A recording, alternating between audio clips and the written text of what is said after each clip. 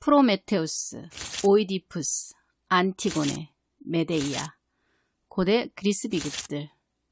위험한 전쟁의 상황에서 그리스인들은 왜 비극을 즐겼을까요? 우리도 지금 코로나19라는 바이러스와 일전을 벌이고 있는 상황인데요. 위험한 상황에서 비극을 즐긴 이유들을 니체의 비극의 탄생을 통해 만나보도록 하겠습니다.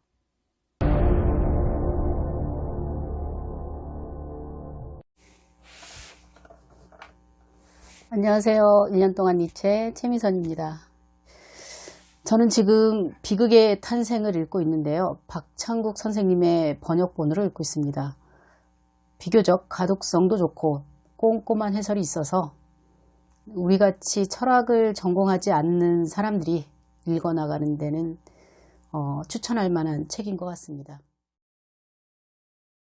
세 번째 읽고 있습니다. 철학을 전공하지 않는 일반인들이 철학서를 읽는 것은 쉬운 일은 아닌데요. 그래서 여러 번 읽을 수밖에 없습니다. 그래야 그 철학자의 용법이나 어법이 익숙해져서 그 다음 책을 읽는데 좀 쉬울 수 있거든요. 비극의 탄생을 해설한 니체와 함께 추물이라는 책을 읽고 있습니다. 이동용 선생님의 책인데요. 스토리텔링도 잘 돼 있고 해설도 아주 잘 돼 있어서 비극의 탄생을 이해하는 데 아주 도움을 많이 받고 있습니다. 이제 비극의 탄생 읽으러 가실까요? 비극의 탄생이 쓰여진 배경. 비극의 탄생은 1870년에서 1871년에 쓰여진 책입니다. 이때 니체는 바젤 대학의 교수로 발령을 받은 상태였습니다. 또한 이 시기는 프랑스와 프로이센이 전쟁을 하던 시기로 니체도 이 전쟁에 참가를 하였습니다. 비극의 탄생은 이렇게 위험한 상황에서 나온 니체의 첫 번째 책입니다. 이 책의 연구 대상은 그리스 비극입니다. 그리스 비극은 위기의 상황에서 그리스인들이 즐겼던 문화입니다. 최고의 전사들이 향유했던 문화가 바로 이 비극 문화입니다. 고대 그리스는 이 비극 문화와 함께 황금기를 맞이했고 비극의 몰락과 함께 막을 내립니다. 그래서 니체는 이런 질문을 던집니다. 가장 훌륭하고 가장 강하고 가장 용기 있는 시대의 그리스인들에게 비극적 신화는 무엇을 의미하는가? 전사들은 왜 비극을 원했을까? 비극의 탄생은 어떤 책? 니체는 쇼펜하우어 철학의 세계관에 입각해 그리스 비극의 본질을 해명하고 이어 바그너 예술을 그리스 비극의 부활로 해석하고자 했습니다. 이 책이 나온 시대를 낭만주의 시대라고 합니다. 이 시대에 나온 글들에는 꿈과 희망이 가득합니다. 비극의 탄생에도 비극의 부활을 꿈꾸는 니체의 꿈과 희망이 가득합니다. 그러나 이 책의 출판으로 니체는 고전 문헌학자로서의 명성을 잃습니다. 당시 고전 문헌학회의 고전에 대한 명확한 해설과 주석을 달던 풍토에는 이 책은 너무도 위험한 책이었습니다. 이 책은 고전 문헌학적인 탐구를 넘어서는 책이었습니다. 음악과 비극이란 무엇인지, 진정한 아름다움이란 무엇인지에 대한 형이상학적인 탐구였으며 논리적 지성을 진리에 도달하는 유일한 길로 내세우는 서양 형이상학에 대한 대결이기도 했습니다. 서문, 비극의 탄생의 온전한 제목은 음악의 정신으로부터의 비극의 탄생입니다. 처음부터 이 제목이었던 것은 아닙니다.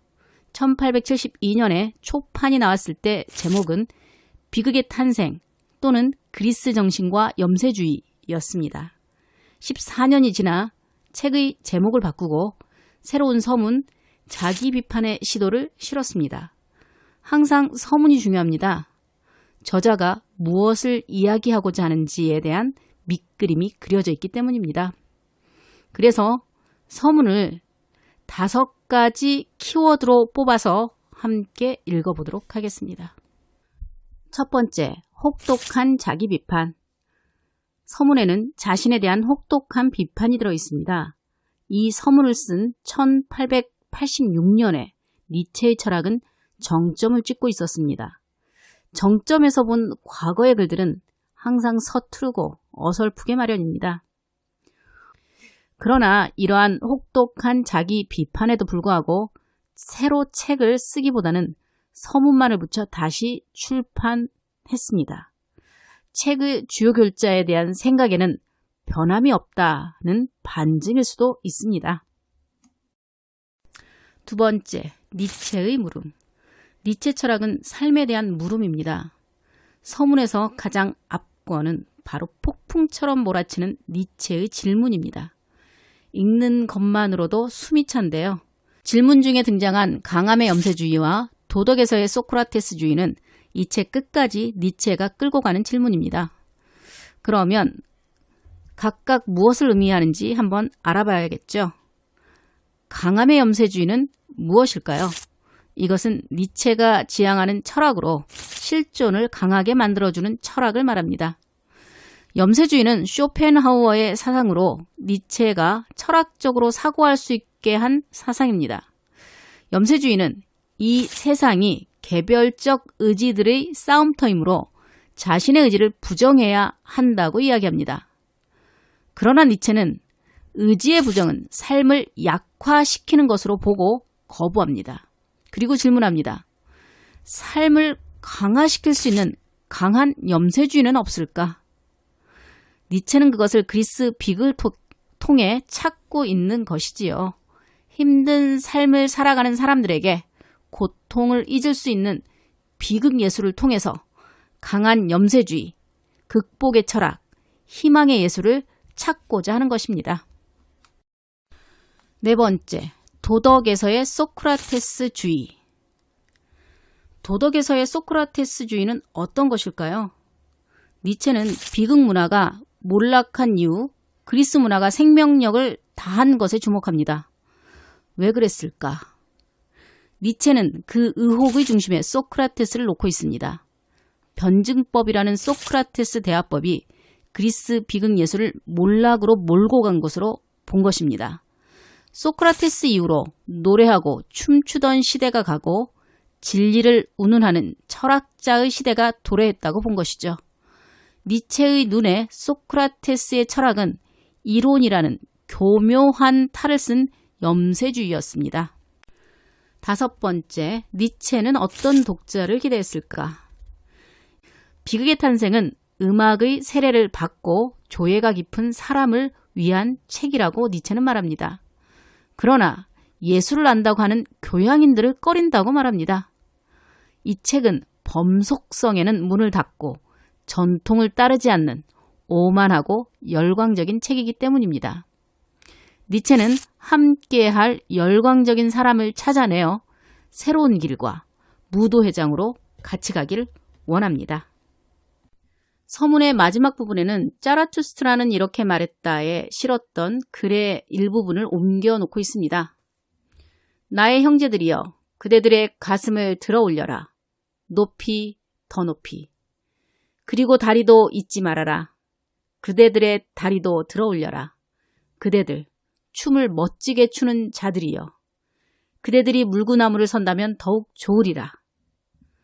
웃는 자의 이 왕관, 이 장미 화관의 간, 내 형제들이여, 나는 이 왕관을 그대들에게 던진다. 나는 웃음이 신성하다고 말했다. 그대들보다 높은 인간들이여, 내게 배워라, 웃음을. 어떠신가요? 니체와 함께 새로운 새길과 무도회장으로 갈 준비 되셨나요?